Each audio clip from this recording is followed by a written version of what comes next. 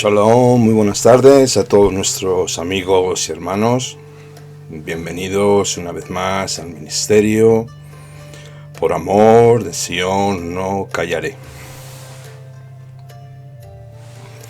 Hoy traemos nuestro estudio semanal, la parashá número 9, que tiene por título Vayesef, que quiere decir y se asentó. Esto lo tenemos en el libro de Génesis capítulo 37:1 al 40:23, y la Haftará, los profetas, está en el libro de Amós capítulo 2, desde el verso 6 hasta el 3:8. Pero antes de empezar vamos a recitar el Shema. Para todos aquellos que se quieran unir conmigo, son bienvenidos. Shema Israel, Adonai Eloheinu, Adonai Echad. Baruch Shem Kevod Malchuto Leolam Baed. Escucha, Israel, el Señor nuestro Dios, el Señor uno es. Llamarás al Señor con toda tu mente, con toda tu alma y con todas tus fuerzas. Y estas palabras que yo te ordeno hoy, las guardarás diligentemente en tu corazón, y se las enseñarás a tus hijos y a los hijos de tus hijos. Cuando estés en tu casa, cuando vayas por el camino, al anochecer y al amanecer. Y las tendrás como señal entre tus manos, frontal entre tus ojos, y las escribirás en las puertas y en las jambas de tus casas. En el nombre de Yeshua HaMashiach, nuestro Redentor. Amén, ve amén. Bueno, pues vamos a empezar ya con este estudio, que tenemos muchísimo que estudiar. Y vamos a ir viendo qué sucedió con Jacob una vez que llegó ya a la tierra de Canaán, y entramos en la porción y vamos a empezar con la escritura, como es habitual, desde el capítulo 37 del 1 al 12, y a ver qué nos cuenta la escritura. Y dice así: y habitó Jacob en la tierra de Canaán, la tierra de las peregrinaciones de su padre. Esta es la historia de la familia de Jacob. Joseph era de 17 años y apacentaba las ovejas con sus hermanos. El joven estaba con los hijos de Bile de Zilpa, mujeres de su padre, y Joseph informaba a su padre la mala fama de ellos. E Israel amaba a Joseph más que a todos los hijos, porque él era el hijo de su vejez, y le había hecho una túnica con rayas de colores. Sus hermanos, al ver que su padre lo prefería entre todos ellos, lo aborrecían y no le podían hablar pacíficamente.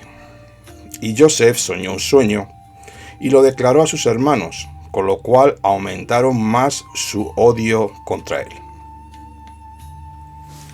Bueno, aquí nos encontramos con un problema. Según refleja la escritura, Joseph, el predilecto de Jacob, su padre, era odiado por sus hermanos, porque Joseph le contaba a su padre lo que hacían con el ganado, seguramente, y Jacob estaba muy decepcionado de sus hijos mayores, pues ya veían a su padre mayor y ellos querían hacer lo que bien les venía en gana. Ellos ocultaban e intentaban engañarle ya en su vejez. De alguna forma, el joven Joseph era sus ojos, y casi siempre le traía malas noticias de sus hermanos. Sus hermanos eran los hijos de Lea, de la primera esposa, y de las concubinas de Jacob. No es que los rechazara, ni mucho menos, porque eran sus hijos, eran de su propia sangre, pero él siempre estuvo enamorado de Rachel. Cuando dio a luz a su segundo y último hijo, Benjamín, ella falleció, según Génesis 35, 17 y 19. Jacob quedó grandemente afectado, pues Rachel murió en el parto. Lea, la hermana de Rachel, su hermana mayor, la primera esposa de Jacob, le fue colocada en la habitación la noche de bodas por su suegro Labán, siendo engañado y manipulado, teniendo que servir durante 20 años a su suegro Labán en vez de los 7 años que le tocaba servir como había quedado en el desposorio. Jacob estaba enamorado y estos años pasaron como si nada. Pasaron volando por el amor que sentía hacia Rachel. Eso lo tenemos en Génesis 29, 20 al 35. Entender esto es muy importante. Como digo siempre, conocer el texto dentro del contexto de lo que siempre vamos a estudiar nos da y nos ayuda a fundamentarnos, no siendo llevados por falsas doctrinas ni por falsas enseñanzas que nos pueden sacar de la verdad escritural. Si no conocemos el contexto bíblico de la misma en sus puntos básicos, esto será difícil entender y perderemos el contexto de la escritura. Por ejemplo, ¿quién era Jacob? El por qué odiaban a Joseph. ¿Por qué Jacob no se fiaba de ellos? Y tantas cosas que solamente lo vamos a encontrar dentro de la escritura. Esto es un consejo para que seamos edificados en nuestro propio espíritu para y por nuestro bien. La escritura también nos habla que los hijos de Jacob hablaban violentamente a Joseph y le odiaban, pues Jacob le había hecho una túnica de colores. En otras versiones dice una túnica de lana fina. Su padre Jacob eligió a este joven de 17 años como su preferido. Sus hermanos le aborrecían, así dice el verso 4, y esto también en el verso 3 confirma lo antes citado sobre el amor de Jacob, que le amaba más que a todos sus hijos. ¿Por qué? Porque era el hijo de su vejez y le había hecho una túnica con rayas de colores, manifestándolo de dentro a fuera. Esto, sus hermanos obviamente, no lo podían aceptar, de que alguien estuviera por encima de ellos, de que alguien les mandara, que alguien pudiera controlar sus movimientos y de alguna manera no le podían tocar, pues, como sabemos, Joseph era su propio hermano, y a la vez los ojos de su padre Jacob, el cual les controlaba, sabiendo de todas las cosas malas que hacían cuando su padre no les veía. Pero esto no termina aquí. Si leemos el verso 5, mira lo que dice. Y soñó Joseph un sueño y lo declaró a sus hermanos, con lo cual aumentaron más su odio contra él. Esto lo tenemos en Génesis 37, del 7 al 11. Vamos a ver y a profundizar un poquito sobre el sueño que tuvo Joseph. Leemos del verso 7 hasta el 11 y dice así la escritura. He aquí estábamos atando gavillas en medio del campo, y aquí mi gavilla se levantaba y además estaba erguida. Y ahí vuestras gavillas estaban alrededor y se postraron ante mi gavilla. Y le dijeron sus hermanos, ¿acaso pretendes reinar sobre nosotros o te enseñorearás tú de nosotros? Y lo odiaron aún más a causa de sus sueños y de sus palabras, y soñó aún otro sueño. Y también lo contó a sus hermanos y dijo, mirad, he soñado otro sueño. He aquí el sol, la luna y las 11 estrellas se postraban ante mí. Y lo refirió a su padre y a sus hermanos, pero su padre le reprendió. Y le dijo, ¿qué sueño es este que soñaste? ¿Acaso tu madre y tus hermanos llegaremos a postrarnos ante ti? Y sus hermanos le tenían envidia, pero su padre meditaba en el asunto.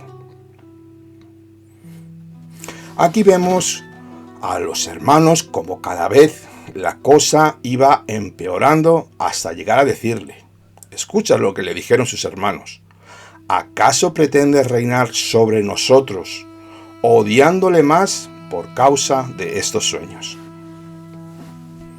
El primer sueño de Joseph se lo contó a sus hermanos y el segundo se lo contó también a sus hermanos y a su padre. Esto al principio no le gustó a Jacob, pues tenía algún tipo de soberbia en su interior, según puedo yo interpretar en la escritura, pues Joseph fue el mismo el que entró en este tipo de ambiente que ya estaba caldeado por sus hermanos, el cual trastornó la forma de pensar de Jacob. Pues sabemos que todos ellos estaban en contra de Joseph. Pero hay algo muy interesante que se nos muestra al final de la escritura en el verso 11. Y dice esto: pero su padre meditaba en el asunto.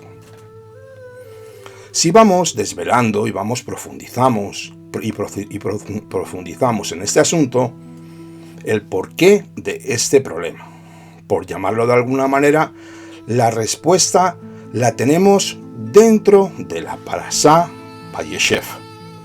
La idea del Eterno para Jacob, para Israel, no era el de vivir o establecerse en un territorio fijo, sino el propósito del Eterno es que Israel debía ser un pueblo nómada, viviendo una vida de peregrinaje apartado de la misma manera como todo creyente hemos sido llamados. Nos guste o no, esta es una realidad espiritual para que nadie se quede dormido en los laureles, como se suele decir.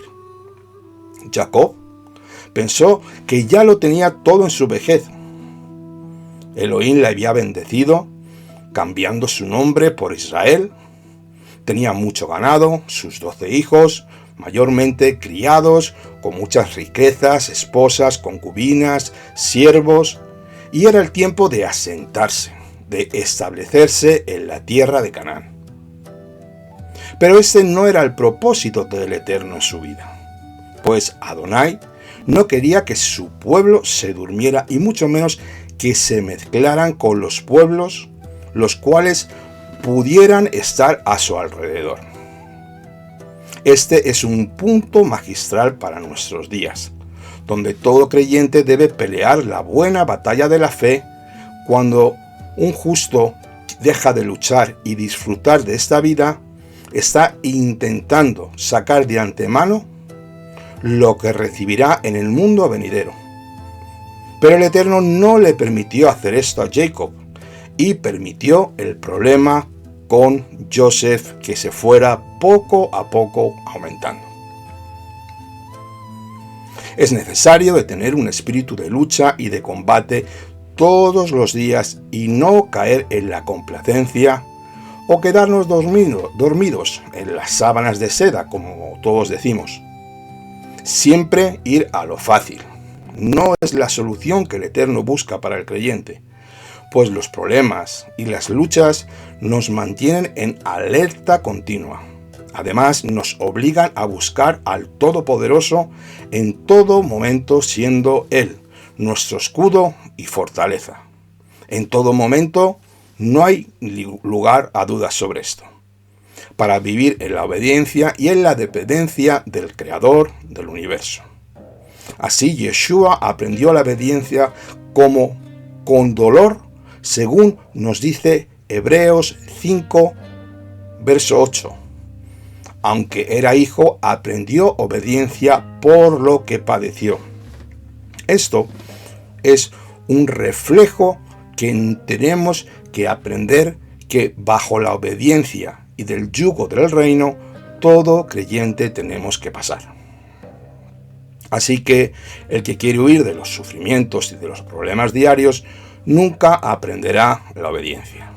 Es más, los mismos sufrimientos que pasamos en este siglo producen una gloria que permanecerá en el siglo venidero, tal como nos dice Rabbi Shaul en 2 de Corintios capítulo 4, verso 17.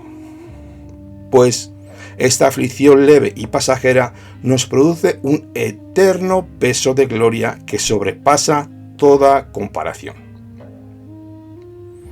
Para ser herederos en el siglo venidero hay que padecer con y para Yeshua, nuestro Mesías.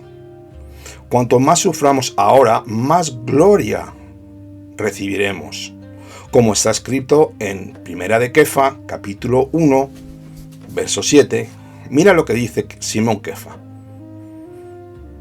para que la prueba de vuestra fe, más preciosa que el oro, que perece aun probado por fuego, sea hallada, que resulta en alabanza, gloria y honor en la revelación de Yeshua HaMashiach.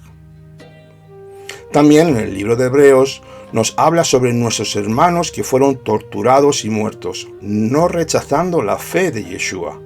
También Hebreos 11:35 nos dice esto. Otros fueron torturados, no aceptando su liberación, a fin de obtener una mejor resurrección. Aquí tenemos ese peso de gloria de todo creyente.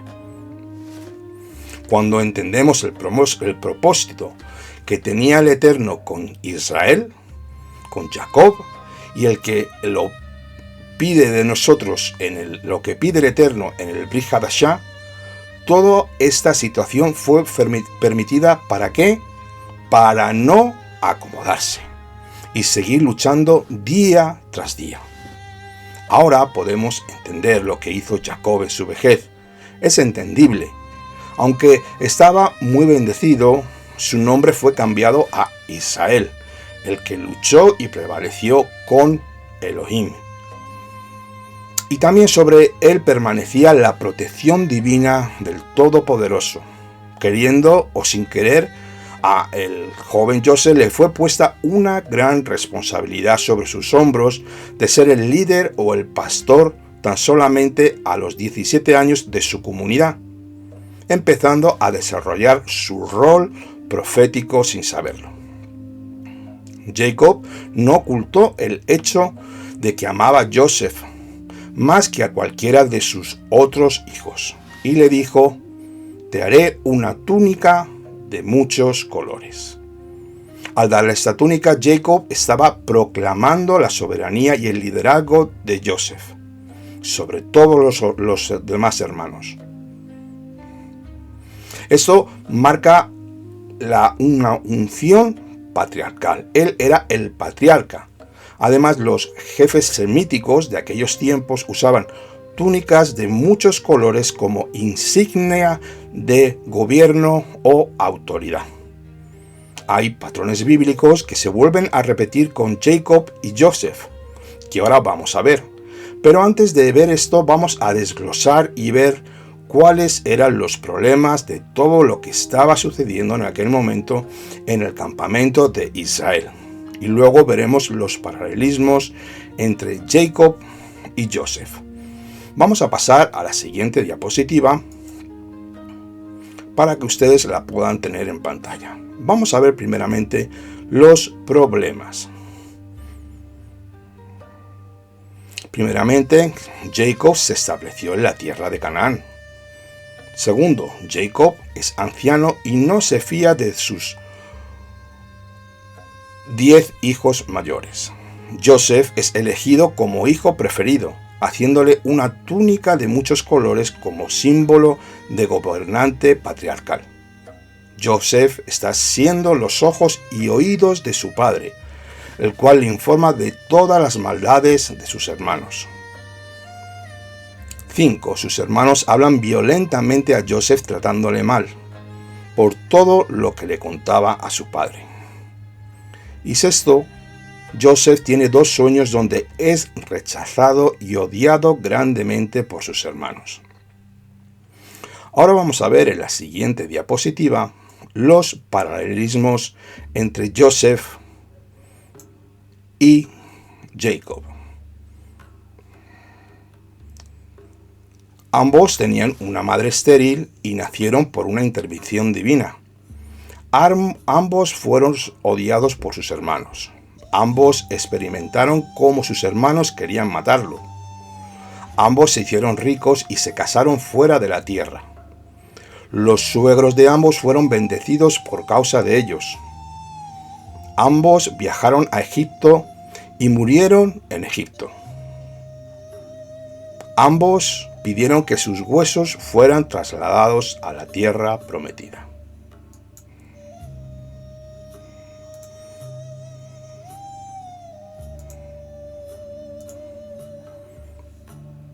Una vez que hemos visto estos paralelismos, En estos dos desgloses nos ayudan a entender el porqué de esta situación y cuál era el plan profético al cual habían sido destinados los hijos de Israel. También es cierto que no es bueno los favoritismos entre los hijos, pues el Eterno no tiene ningún tipo de favoritismo con ninguno de sus hijos. Para Dios, todos somos iguales. Las comparaciones crean muchas luchas innecesarias. Cada hijo es diferente y tiene diferentes dones y cualidades, como todos sabemos. Unos más que otros, pero esto no significa que uno sea mejor que el otro. El que tiene más dones tiene siempre más carga y más responsabilidad. Y además, hay que exigirle más. Yeshua nos lo dice así en el libro de Gilel, capítulo 12, verso 48. Porque a todo aquel a quien fue dado mucho, mucho le será demandado, y al que encomendaron mucho, más se le pedirá. Es importante destacar las virtudes de nuestros hijos en todas las diferentes áreas que el Eterno los haya dotado estando a su lado. Trabajando siempre, codo con codo, y además animándolos siempre a actuar dentro de la verdad de la Torá, siendo instruidos en las enseñanzas del Eterno para su propio beneficio, tal como hizo Jacob con Joseph. Seguramente que eso influyó en sus hermanos mayores, sintiéndose de menos por ser hijos de Lea y de las concubinas Bila y Zilpa, pues ellos sabían lo que había sucedido con Lea en la noche de bodas, engañando a Jacob y al amor que sentía Jacob por Rachel. A pesar de esta situación crítica en la familia de Israel e incluso por medio de tensiones familiares, el Eterno, en su infinita sabiduría y misericordia, lleva a cabo su plan de salvación para Israel, que nos salpica a las naciones de alguna manera. Él puede usar nuestra carnalidad para cumplir su propósito. Bendito sea su glorioso nombre. Continuamos leyendo Génesis 37, 12 hasta el verso 18. Y dice así la escritura. Y cuando sus hermanos apacentaban el rebaño de su padre en Siquem, dijo Israel a Joseph: ¿No están tus hermanos pastoreando en Siquem? Ven, te enviaré a ellos. Y él le dijo: heme aquí. Y él le dijo: ve ahora, mira cómo están tus hermanos y cómo se encuentra el rebaño, y tráeme un informe. Así lo envió desde el valle de Hebrón y llegó a Siquem. Y un hombre lo halló deambulando por el campo, y el hombre le preguntó, diciendo: ¿qué buscas? Y dijo: estoy buscando a mis hermanos. Te ruego me digas dónde pastorean. Y le respondió el hombre: partieron de aquí, pues los oí decir: vamos a Dotán. Y Joseph fue tras sus hermanos y los halló en Dotán. Cuando lo vieron de lejos, antes que se acercara a ellos, se confabularon para darle muerte.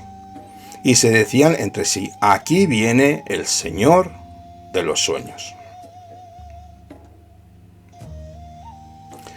Nuevamente vemos el recelo y el odio que le tenían sus hermanos mayores, pues Joseph ya tenía algo que contar a su padre, que no estaban en Siquem donde les fue ordenado, teniendo que buscarles hasta que fue orientado por un beduino que les oyó hablar que se iban a Dotán.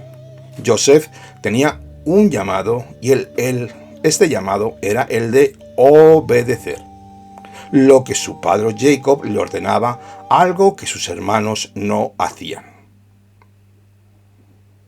Vemos cómo le llaman despectivamente el Señor de los sueños. Su sentimiento de inferioridad ya había decretado de matar a su hermano.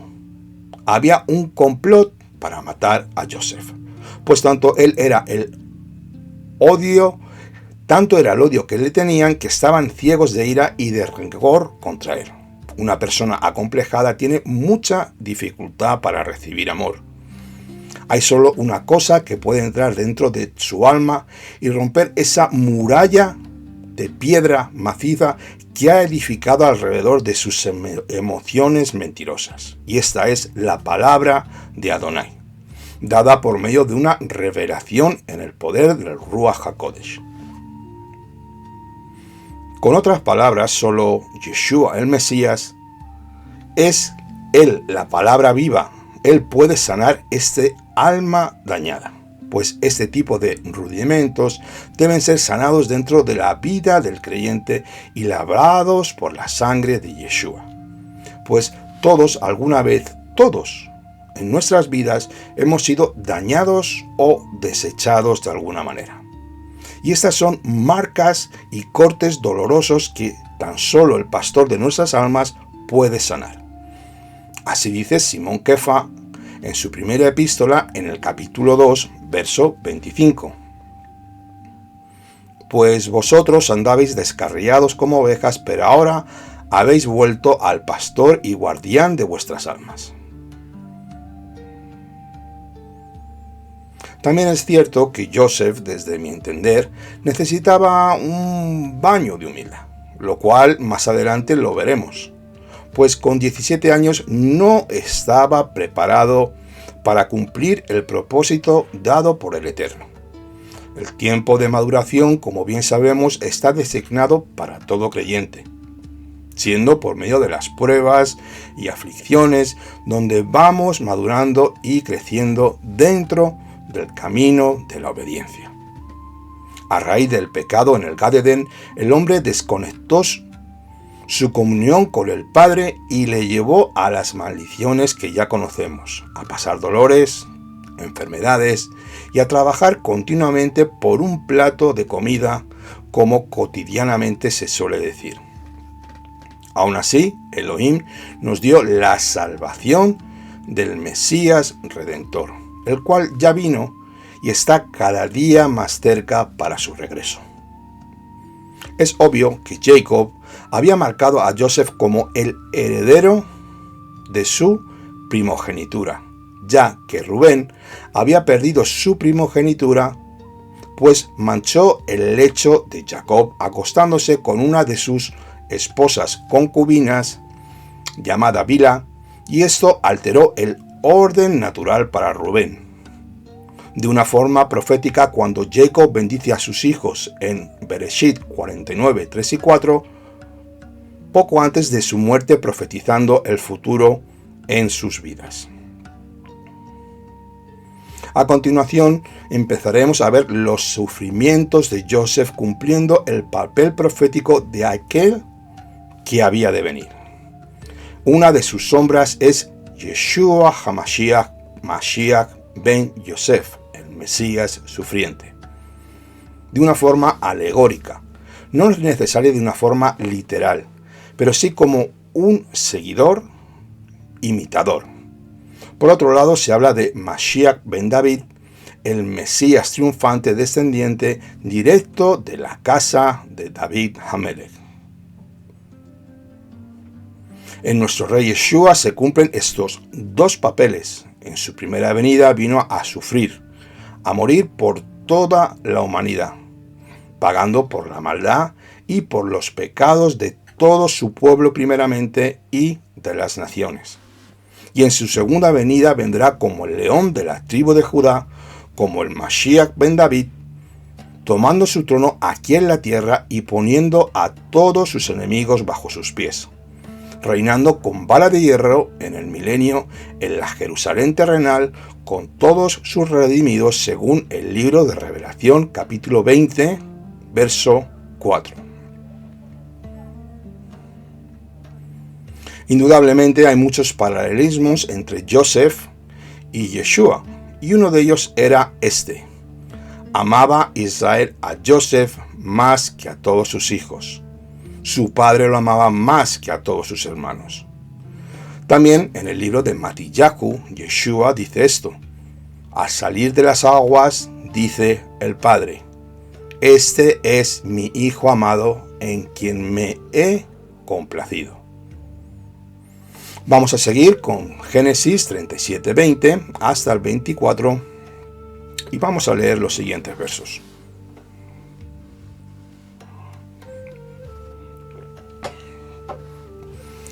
Ahora pues, vamos, matémoslo y arrojémoslo en una de las cisternas y digamos que una mala bestia lo devoró.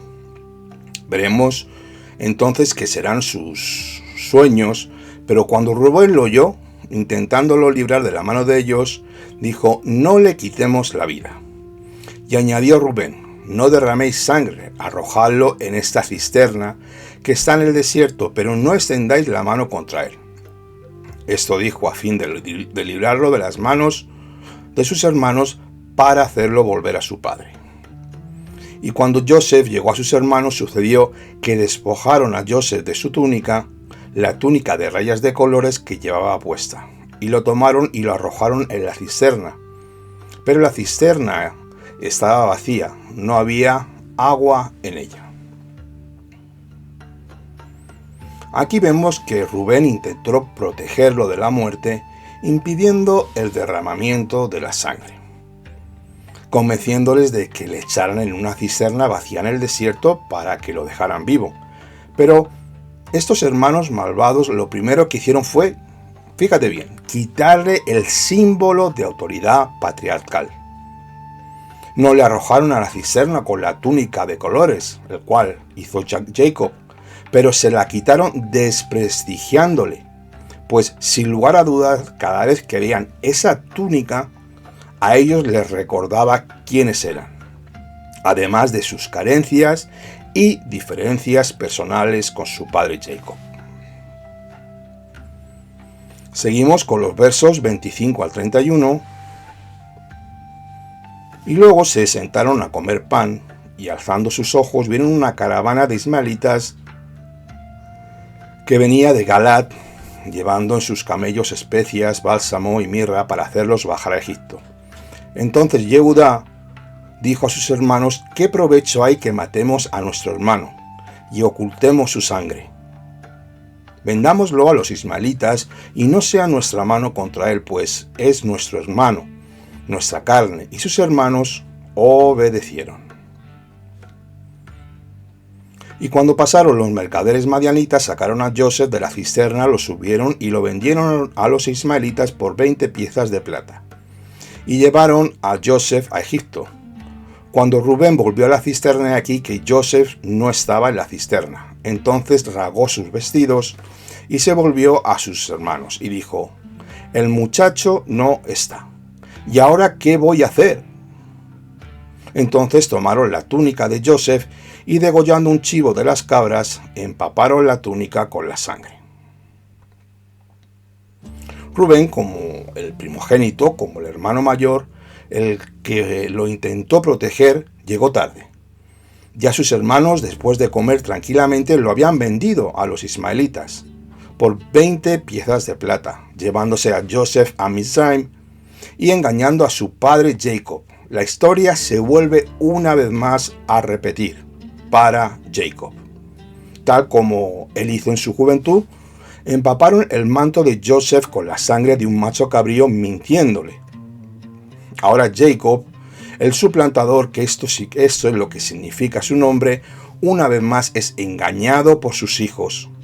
Sus hijos le mintieron presentándole a su padre la túnica llena de sangre, dándole por muerto al joven Joseph. Esto dice el verso 34. Entonces Jacob rasgó sus ropas, puso tela de saco en sus lomos e hizo duelo por su hijo durante muchos días. Mientras tanto, los madianitas lo habían vendido en Egipto a Potifar, eunuco de Faraón, jefe de los guardias. Este manto de colores, el cual representaba el liderazgo patriarcal o de realeza para las tribus semitas, apuntaba a dos cosas dentro del sacrificio del Mesías Yeshua. Primero, el Mesías tenía que morir por causa del rechazo de sus hermanos. Y segundo, la muerte del Mesías es la condición para su reinado, representando la túnica de colores. Hay una conexión muy importante entre la sangre y el manto. La sangre habla del ministerio sacerdotal y el manto habla de la realeza. El Mesías tiene ambos ministerios, el de sacerdote y de rey, según el libro de Hebreos capítulo 7, verso 1.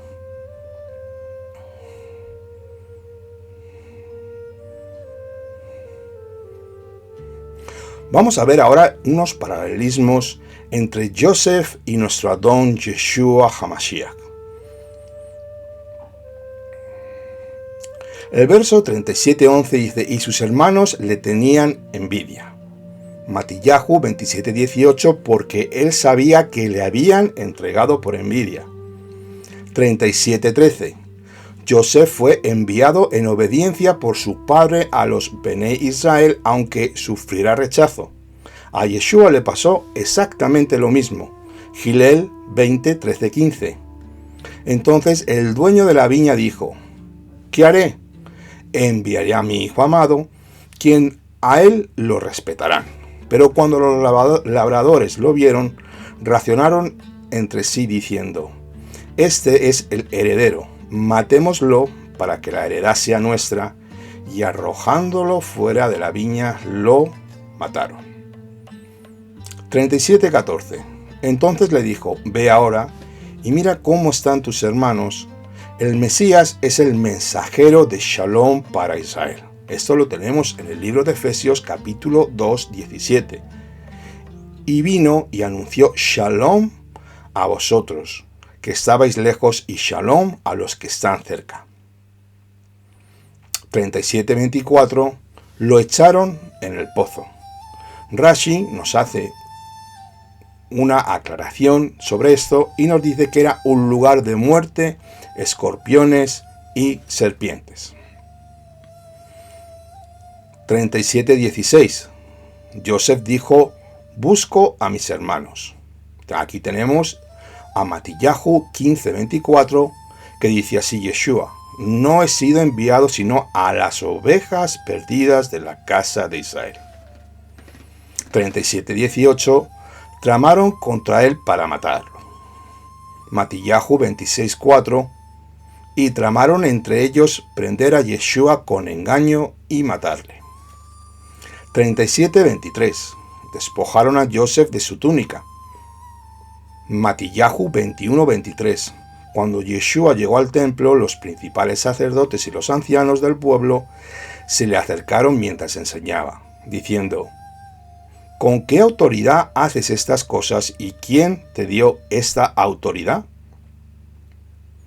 37, 26 y 27. Y Yehudá dijo a sus hermanos: ¿qué ganaremos con matar a nuestro hermano y ocultar su sangre? Venid, vendámoslos a los ismaelitas.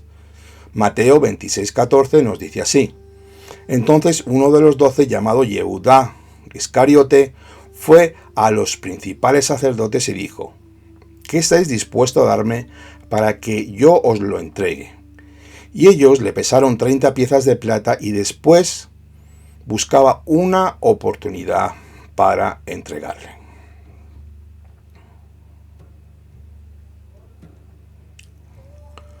Vamos ahora con el hecho de Yehudá y Tamar, que está en el capítulo 38 de esta parashá, del verso 1 al 7, el cual vamos a leer. Vamos a ver qué sucedió con Yehudá y su nuera Tamar después de que ella se quedara viuda y no pudo concebir hijos. Vamos a ver. Verso del 1 al 7 y nos dice así: y había ya acontecido en este tiempo que, separándose Yehudá de sus hermanos, se relacionó con un adulamita, cuyo nombre era Girá. Y Yehudá vino allí a la hija de un hombre cananeo, cuyo nombre era Súa, y la tomó. Y se llegó a ella, y concibió y dio a luz un hijo, y su nombre era Y concibió otra vez y dio a luz a su hijo, y lo llamó su nombre Onam. Y volvió de nuevo a dar a luz a un hijo, y su nombre fue Selá, y él estaba en Quezid cuando lo dio a luz. Entonces Yehudá tomó mujer para él, y era su primogénito, cuyo nombre era Tamar. Pero el primogénito de Yehudá, era perverso ante los ojos de Adonai, y el Eterno hizo que muriera. La pregunta es, ¿por qué tenemos aquí esta historia de Yehudá? Una vez más, la respuesta la tenemos en el principio de la parashá. En el verso 37, en el 37.2 dice, esta es la historia de la familia de Jacob. Esta parashá está centrada en la familia o descendencia de Jacob. Aunque se hace énfasis en Joseph, pero la descendencia del Mashiach viene de la tribu de Yehudá, desde donde se nos ha hecho la profecía de su origen del Mesías que ha de venir. Y esto es algo que vamos a ver qué sucede aquí con Yehudá, este varón el que vendió a Joseph por 20 monedas de plata. Se aparta de su familia y hace amistad con una dulamita. Su nombre era Girá. Se aparta, sale de la tribu, de su casa, y se va, vamos a decir que se va al mundo. Y ve a una mujer y se acostó con ella, y la tomó por esposa. Su nombre era Suba. El padre de la joven era de origen cananeo, no estaba dentro del pacto. Yehudá falló espiritualmente apartándose de su pueblo y tomando una mujer que no era de su mismo yugo. Ahora vemos que Yehudá, según hemos leído, tuvo 3 hijos. El mayor, el segundo, Onán, y el tercero, Selá. Yehudá, una vez que fue mayor, dio por esposa a Tamar a su primogénito En el verso 7 dice que era perverso. Así dice la escritura, pero el primogénito de Yehudá, era perverso ante los ojos del Eterno. Y el Eterno hizo que muriera. Esto vamos a seguir viendo qué dice el verso 8 y verso 9 sobre Judá. Y Judá dijo a Onán, llégate a la mujer de tu hermano, despósate con ella y levanta descendencia a tu hermano. Pero Onán, sabiendo que la descendencia no sería suya, sucedía que cuando se llegaba a la mujer de su hermano, vertía en tierra a fin de no dar descendencia a su hermano. Y lo que hacía pareció mal ante los ojos del Eterno, y también a él lo hizo morir.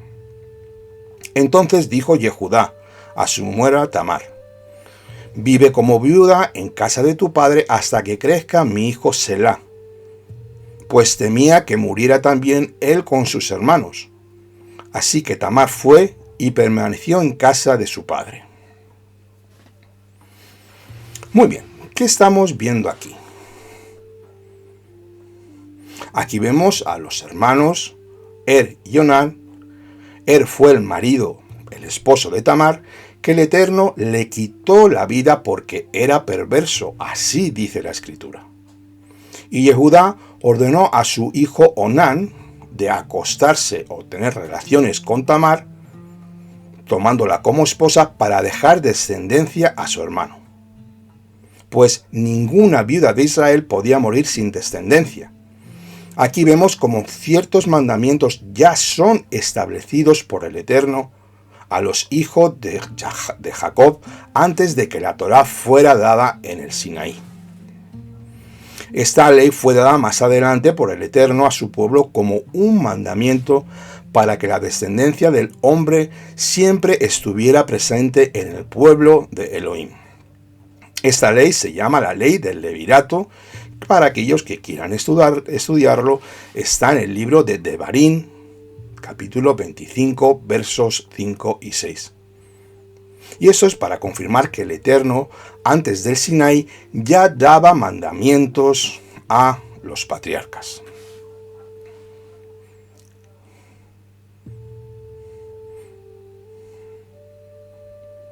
Leemos Devarim 25, 5 y 6. Cuando unos hermanos vivan juntos y uno de ellos muera sin tener hijos, la mujer del difunto no se casará fuera con un hombre extraño. Su cuñado se unirá a ella y la tomará por esposa, cumpliendo con ella con el deber del levirato.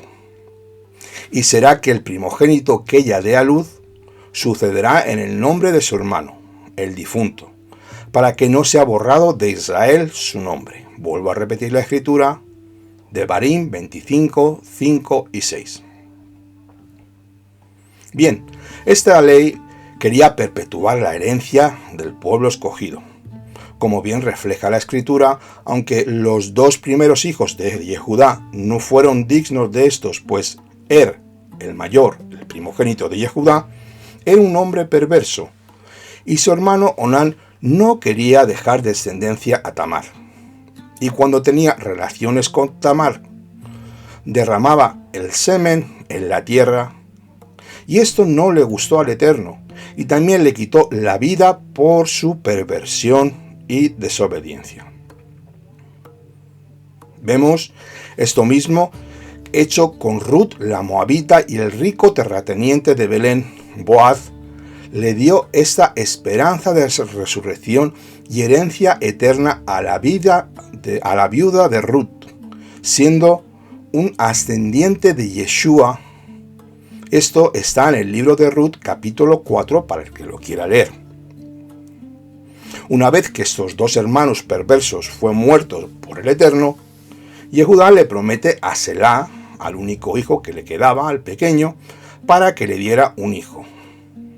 Pero Yehudá no se fiaba, pues temía que Selá también muriera, y le dijo esto. Verso 11: vive como viuda en casa de tu padre hasta que crezca mi hijo Selá. Nos vamos ya con los versos 12 al 15 y seguimos con el relato de Yehudá y Tamar. Pasaron muchos días y murió la hija de Súa, mujer de Judá. Terminando el luto, Judá subió con su asociado Hira, el adulamita, a Timna, donde estaban los trasquiladores de sus ovejas.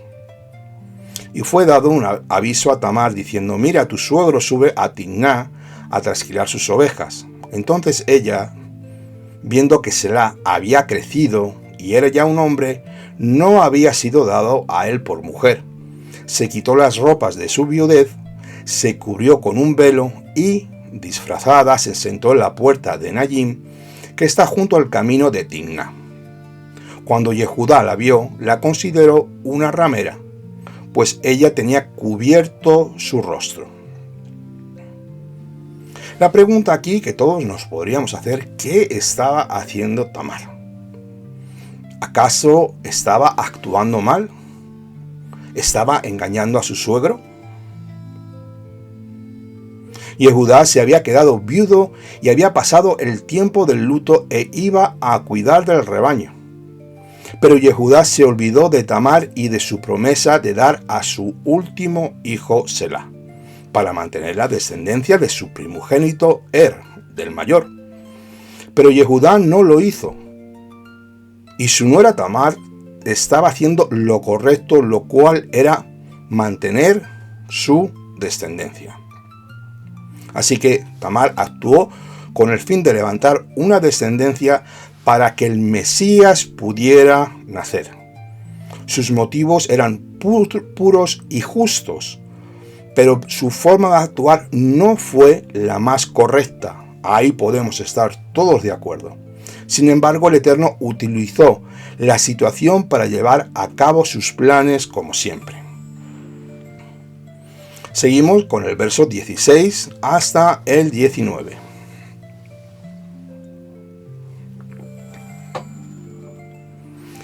Y se desvió del camino hacia ella, y le dijo: vamos ahora, y me llegaré a ti, pues no sabía que era su nuera.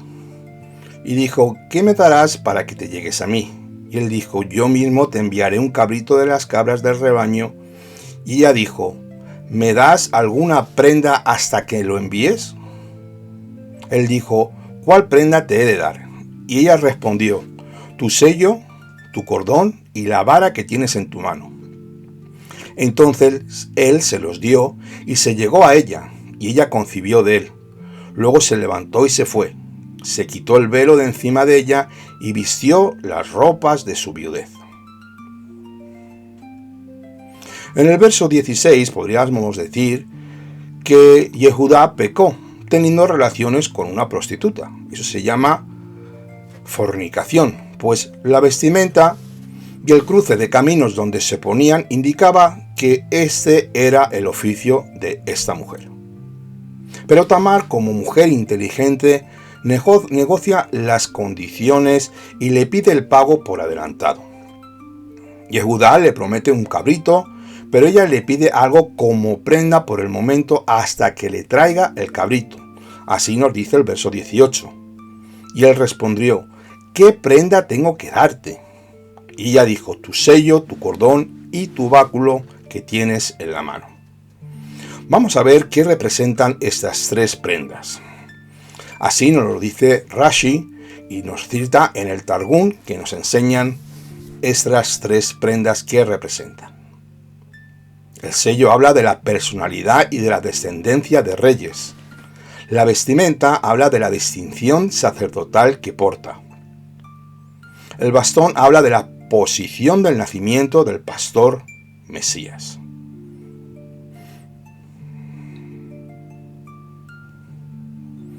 Tamar, como mujer inteligente sabiendo lo que le podía venir, tomó estas prendas como un salvoconducto y una prueba de vida, algo que le iba a mantener viva, pues aunque viviera en casa de sus padres, dice la escritura, el verso 18 y 19,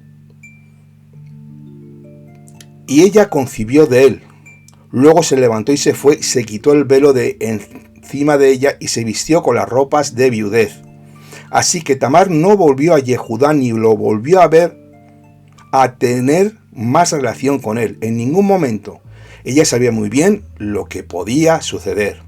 Podía ser apaleada, apedreada, quemada y cortada de raíz de su pueblo.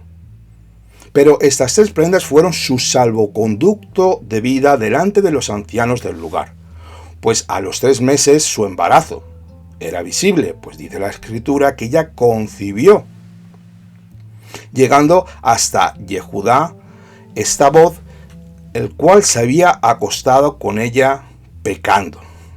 Y Yehudá ligeramente la juzga y la condena duramente. Vamos a leer los versos 24 al 25. Vamos a ver qué dice Yehudá.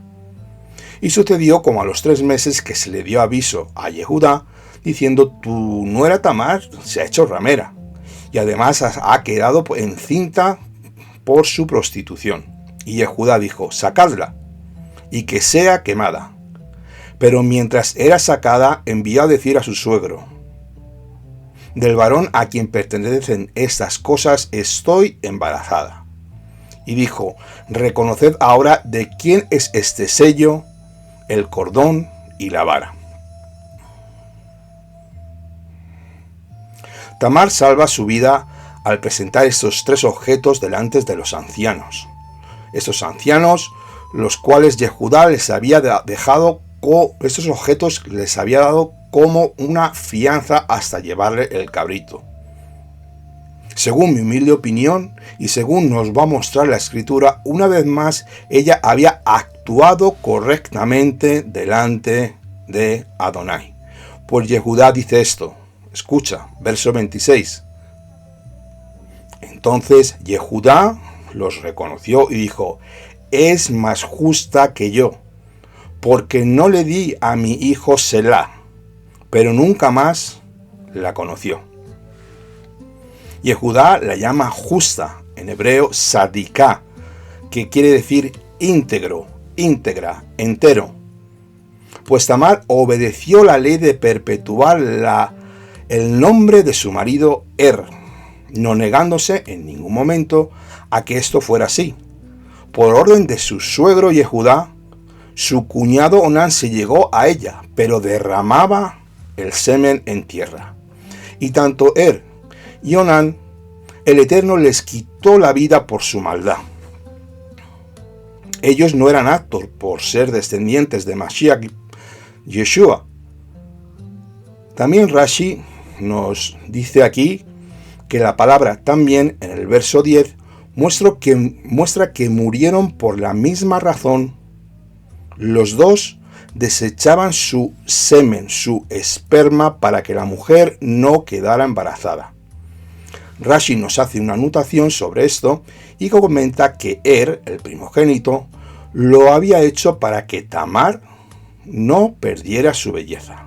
Adonai los mata, los fulmina. Y la pregunta es, ¿por qué tanta severidad? Bueno, hoy vamos a tocar un poquito el hebreo y vamos a ver en las siguientes diapositivas para que vayamos entendiendo un poquito el por qué el Eterno usó de tanta severidad. Vamos a ver la siguiente diapositiva.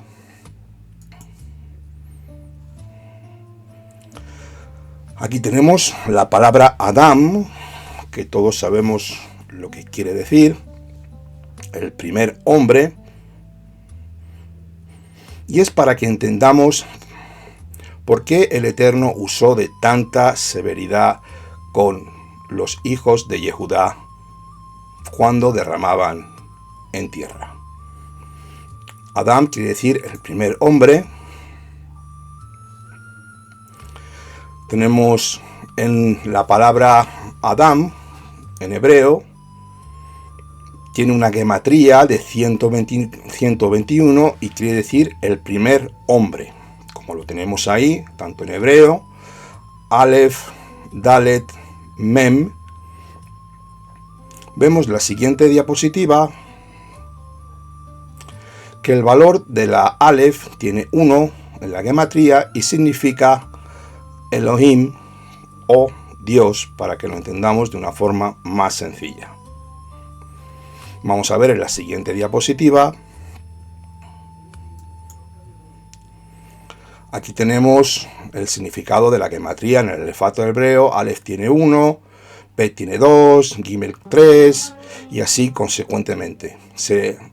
La gematría se usan valores numéricos con las letras para conectar palabras según su importancia escritural. Ahora nos vamos a ir a la siguiente diapositiva y vamos a apartar la Aleph y vamos a ver solamente la palabra Dam. Aquí tenemos que tiene un valor numérico en la gematría de 18. Dam. ¿Y qué quiere decir esto? La unión de estas dos palabras, de las dos letras, Dam, quiere decir en hebreo sangre.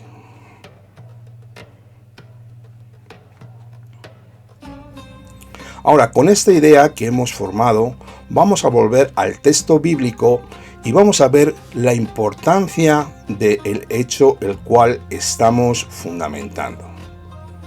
Vamos a volver al texto bíblico. ¿Qué quiere decir la sangre de Elohim? Dam, Adam, como hemos dicho, el primer hombre, cuando le quitamos la Aleph, se queda en Dam y es la sangre de Elohim.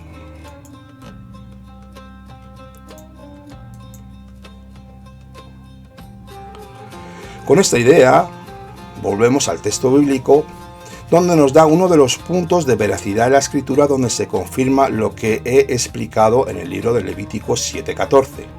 Vamos a entender este concepto de sangre, dam, en el hebreo, porque dice así en Levítico 7:14.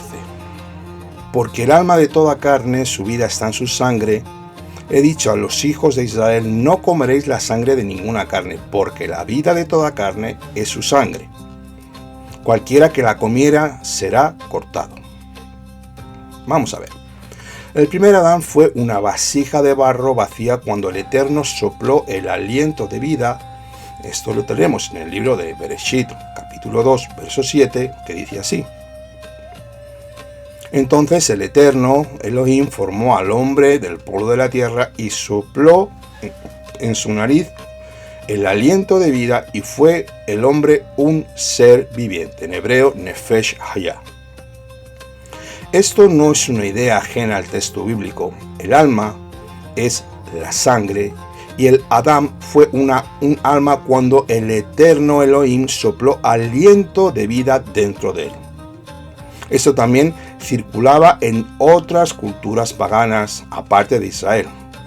Mira, en el paganismo, cuando hacían un ídolo de barro, lo mezclaban con sangre de un animal. Para algunas culturas paganas en el Medio Oriente, los animales para ellos eran dioses y los veneraban. Este concepto pagano fue el origen de la creación del ser humano. De ahí el paganismo sacó su parte que les gustó y la utilizó. En Génesis 2.7 que acabamos de leer, lo cual está muy bien descrito, que dice que ese soplo es Nefesh Hayah, un alma, un ser viviente. Así que lo que recibe Adam Arishon, el primer Adán, en el soplo de vida es la sangre. Te lo vuelvo a decir, lo que recibe Adán en ese cuerpo de barro es la sangre, el cual con el oxígeno y todo lo necesario para que su cuerpo de polvo empiece a funcionar, uniendo lo celestial con lo terrenal. Este punto es importantísimo entenderlo, pues está claro que sin sangre no podemos vivir. Pero el enfoque es que dentro de nosotros Elohim ha dado sus atributos celestiales para ser una nación de reyes y sacerdotes, sabiendo respetar nuestro cuerpo y qué es lo que nos ha sido dado.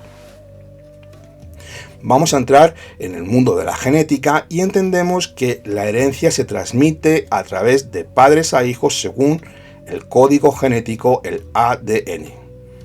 Tanto lo bueno, lo malo, los ojos verdes, la altura, la musculatura e incluso las enfermedades. Esto lo saben los mejores médicos genetistas, siendo el varón el que da el sexo teniendo los dos cromosomas, X e Y, mientras la mujer solamente tiene XX. Ella es la portadora y receptora del semen, en hebreo cera, donde la herencia tiene que desarrollarse dentro del útero de la mujer, formándose con el tiempo un bebé. Así que dentro de Adán está escondido la sangre de Dios. Para poder vivir y existir, nuestra sangre no es nuestra, es de Elohim, por lo cual se procrea de generación en generación. Génesis 1:29. ¿Cuál es el primer mandamiento? Fructificad y multiplicaos y llenad la tierra. Esto te puede chocar o sonar fuerte, la sangre de Elohim, pero para que lo asimilemos mejor podemos decir la vida de Elohim. Aunque la escritura está así escrito, ahora ya hemos desvelado por qué Elohim quita la vida a estos dos perversos. Según hemos leído, Tamar quedó embarazada de Yehudá. Tal vez muchos de nosotros podríamos decir pensando que no fue correcto lo que hizo. Ella nunca le acusó, pero ella sí supo defender su legitimidad devolviéndole delante de todos estos tres objetos que tomó como confianza reconociendo Yehudá. El bien hace de Tamar como una justa delante de Elohim y confirmando que él la dejó embarazada.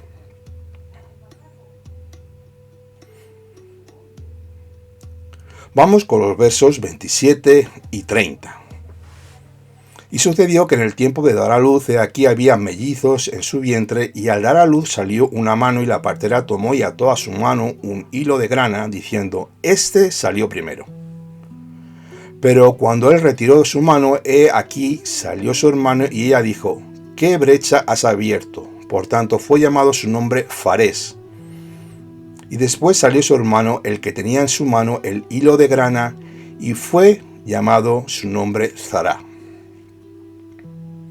Aquí tenemos una bendición en el mundo hebreo siempre que vienen mellizos. Se dice que es un milagro del Creador.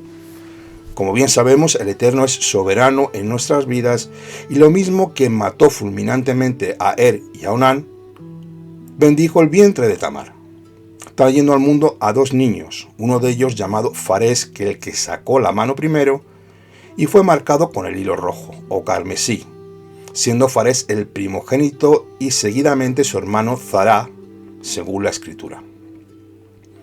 Una vez más, tenemos el propósito del Creador para que aún dentro de nuestra carnalidad y errores humanos se puedan desviar. Él es todopoderoso para enderezar las sendas torcidas, santificando nuestras vidas, para que su propósito divino sea realizado. Para que tengamos un poco más de luz, vamos a leer la escritura para que confirmemos lo que te acabo de decir sobre Tamar. Mateo 1.1 habla así, libro de la genealogía de Yeshua el Mesías, hijo de David, hijo de Abraham.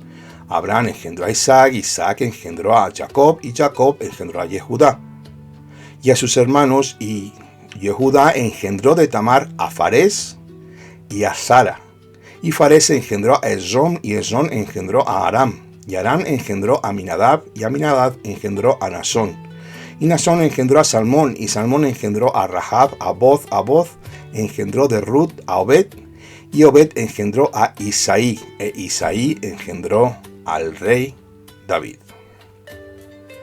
En esta genealogía que nos habla de Yeshua HaMashiach, nos confirma y verifica que los dos hijos de Tamar con Yehudá son ancestros del Mashiach, mientras que los dos primeros de y Onán que tuvo Yehudá no aparecen en ella, por este pecado de despreciar y derramar la simiente, el semen, la cera del hombre a tierra.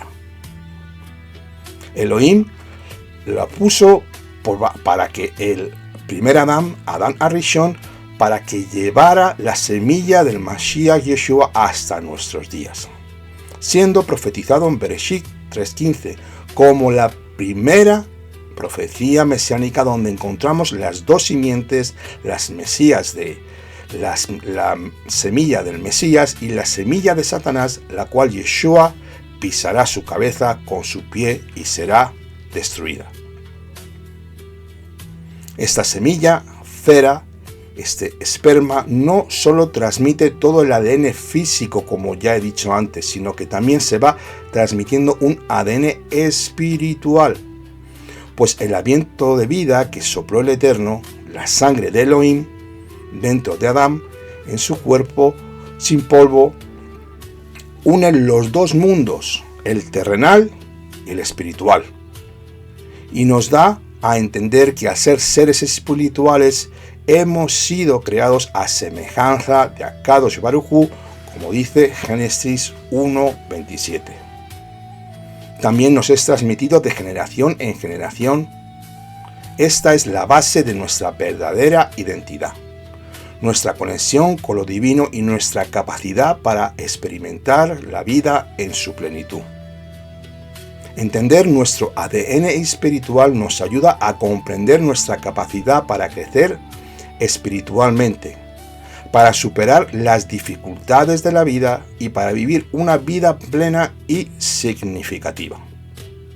Esto nos puede recordar que somos más que solo seres físicos, que tenemos una conexión profunda con el Creador y que somos capaces de alcanzar un potencial ilimitado a través de nuestra relación con Akadosh Baruj Hu. Por la razón del pecado fuimos desconectados desde el principio por Adán, pero por la misericordia infinita de Elohim, al ser creados a su imagen y semejanza, aún mantenemos esa lámpara de conexión llamada espíritu, pues aunque el Eterno odia el pecado, ama grandemente a toda su creación y mucho más desea restaurarla por la sangre de su Hijo Yeshua, el Cordero inmolado desde antes de la fundación del mundo. El ser humano es para el Eterno una forma de expresión aquí en la tierra.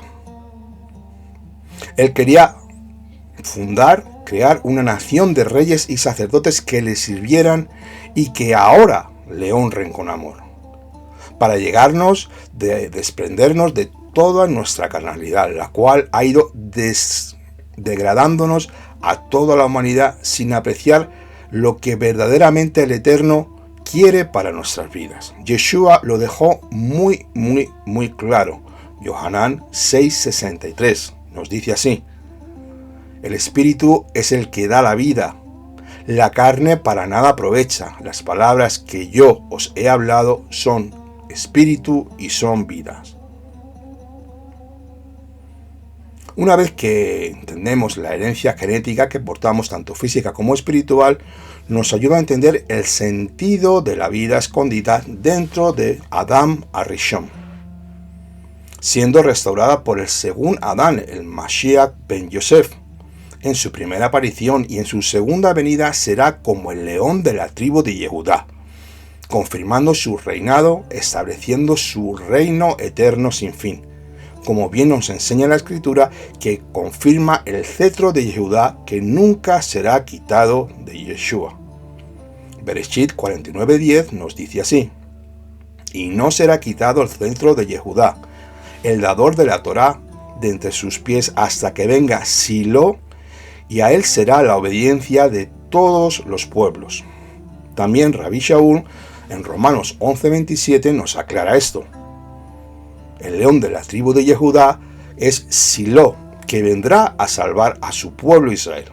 Elohim eligió traer al Mesías del pueblo Yehudí para toda la humanidad a través del linaje de la tribu de Yehudá, gracias a la insistencia de Tamar, cumpliendo la voluntad del Todopoderoso. Y ya, amados hermanos, con esto quiero ir cerrando este estudio. Llevamos ya un ratito, quiero ir terminando este estudio y quiero ir cerrando. Por favor, quiero que entendamos esto y el hecho, no quiero que tengamos ninguna duda con el tema de Tamar, pues no tiene ningún sentido encontrar este acontecimiento después de que habla de Joseph y sus hermanos. Esta es la historia de la familia de Jacob. Tamar sale en la genealogía del Mesías. Sé que hay gente que puede pensar lo contrario, pero es otorgada como una de los ancestros de Yeshua HaMashiach. Así que recordemos, nuestro cuerpo es un templo donde el Eterno está trabajando. Y ya, si quiero cerrar el estudio, tengo aquí unas cuantas páginas más, pero por hoy lo vamos a dejar. Así que bueno, espero que esto haya sido de edificación, que este estudio os haya fortalecido. Por favor, si te ha gustado, dale al like, compártelo con tus amigos, con tus hermanos. Si te quieres suscribir a nuestro canal, eres más que bienvenido. Ahora sí, vamos ya a entrar en el momento de la oración. Si tienes alguna duda o alguna pregunta, por favor, ponnos un correo, escríbenos en la caja de comentarios, déjanos tu correo electrónico y nos pondremos en contacto contigo lo antes posible. Muchas gracias por su tiempo. Espero que este estudio haya sido para poder identificar y poder ir trabajando. Recuerda que todos nuestros estudios son gratuitos. Y si te ha quedado alguna duda, por favor, como he dicho antes, ponnos un correo electrónico y te responderemos lo antes posible. Vamos a entrar en oración. Si te quieres unir conmigo, eres más que bienvenido.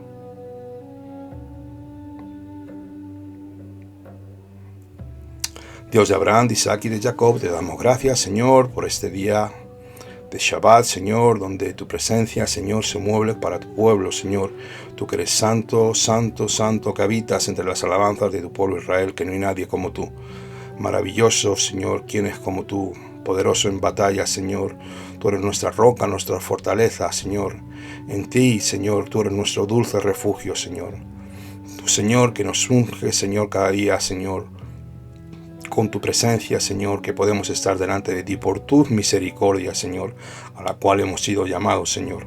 Antes que estábamos perdidos en la oscuridad, Señor, en las tinieblas, pero por el sacrificio de tu Hijo Yeshua, tú vas sacando a tu pueblo, Señor, a tu remanente, Señor, vas limpiando, Señor, y vas reuniendo a tu pueblo para los tiempos finales que estamos viviendo. Estos Aharit, Ahayamim, Señor, el cual tú vas reuniendo a tu rebaño, bendito Dios. Quiero bendecir, Señor, a cada uno de mis hermanos que yo este estudio, Señor, que tú les bendigas, que les des dirección, que les des sabiduría. Yo bendigo al huérfano, al pobre, a la viuda, al necesitado, al extranjero y a todos los que no tienen, Señor. Que tengas misericordia, Señor, que tu palabra llegue a miles y a miles de personas, Señor. Lloro también por los enfermos, Señor, derramando sanidad sobre sus vidas. Que este mensaje llegue a miles de millones de personas para que tu nombre sea glorificado en toda la tierra. Y el león de la tribu de Judá, Yeshua HaMashiach, sea proclamado rey sobre toda la tierra. Yo te doy gracias, Señor, bendiciendo a Jerusalén. Jerusalén, Jerusalén, si yo te olvidare. Que mi mano diestra se secare y que mi lengua se pegue a mi paladar. Que haya paz dentro de tus palacios. Por amor a mis hermanos y mis amigos, diré yo, sea la paz dentro de ti, Jerusalén.